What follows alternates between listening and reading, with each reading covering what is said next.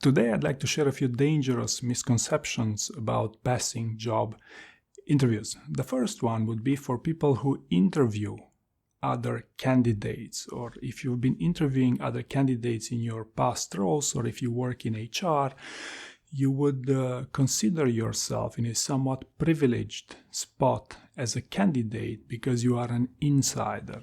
Well, in my experience, this is only half of the story, because if you are good at interviewing other people, that will greatly improve your listening skills, which, yes, of course, they're mission critical in job interviews with high-performing companies, but they're only half of the story. You will still have to prepare a story bank. You will still have to practice your delivery, right? The second scenario I'd like to share here would be one of candidates who pass interviews based on referrals and connections. Okay, this happens a lot, and this happens specifically for screening rounds. Okay, now what happens here is too many candidates make the dangerous assumption that if they managed to sneak through the process without a proper interview because they had referrals, that will also still fly during their final interviews. Okay, so in my experience, this is rarely the case, and there's even companies such as Amazon who pride themselves about their intense loops or final interviews, and they make this on purpose because they want to favor candidates who prepare intensely for their final interviews. Okay, now companies such as Nvidia or maybe Netflix do not have this sort of culture, but still you must expect a far more stressful experience during a final interview when compared to an impression-based screening round, so to speak. Right? The third scenario I'd like to share here would be with respect to AI. Okay, so what happens is most candidates nowadays take advantage of AI to go to a job interview, and they do it to various degrees. Okay, the most common would be when you reward your CV using AI. Now, in my experience, if you subtly reward your CV using AI, it's barely noticeable, perfectly acceptable. You will eliminate, some grammar mistakes, and that will be overall a win. Now, what happens here is that some candidates say that, hey, because I used AI to polish my CV successfully, this technique will also be efficient during my final interview rounds or later on in my interviewing stages.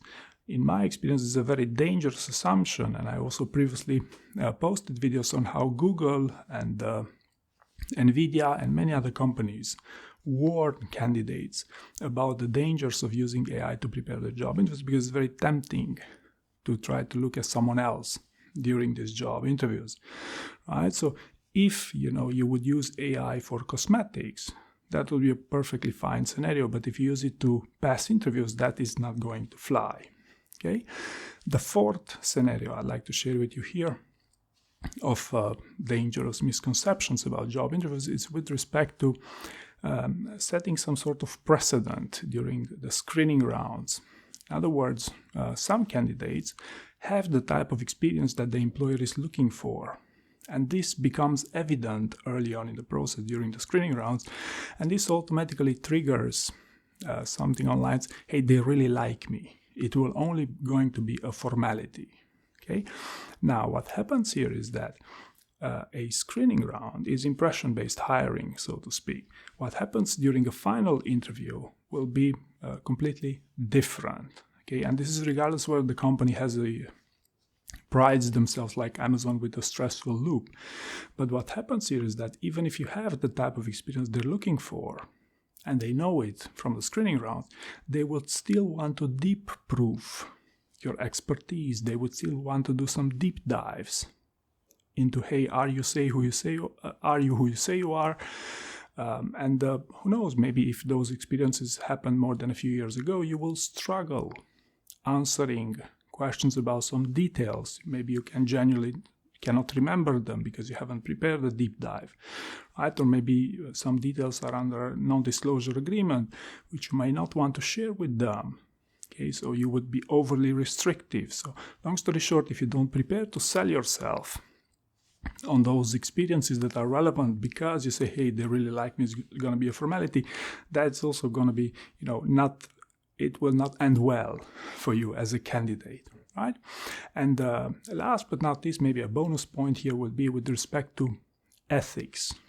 Okay, so especially for senior types of role, executive director level roles, if you've never worked in a FANG, or if you've worked in a company with a questionable reputation, maybe your company got in the news for bribes or stuff or unethical behavior, you will be surprised how often your ethics will get tested when interviewing with well-known corporations with FANGs, so to speak.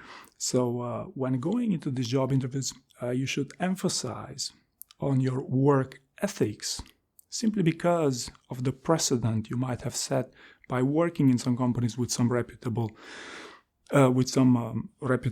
concern, so to speak. So long story short, ethics is something you'll have to seriously consider selling yourself on if you go into a reputable, if you go into an interview with a reputable company.